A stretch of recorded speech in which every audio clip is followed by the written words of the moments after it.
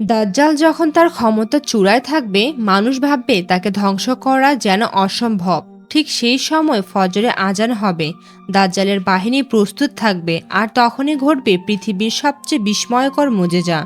সিরিয়ার দামেস্কের উমাইয়া মসজিদের পূর্ব মিনারের কাছে আসমান থেকে অবতরণ করবেন আল্লাহর নবী হজরত ঈসা আলাইসাল্লাম।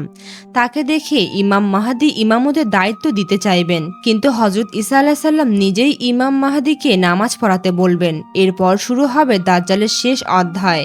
হজরত ঈসা আলাইসাল্লামের পবিত্র নিঃশ্বাসের প্রভাব দাজ্জালের ওপর পড়তেই সে বুঝে যাবে তার পরিণতি নিশ্চিত।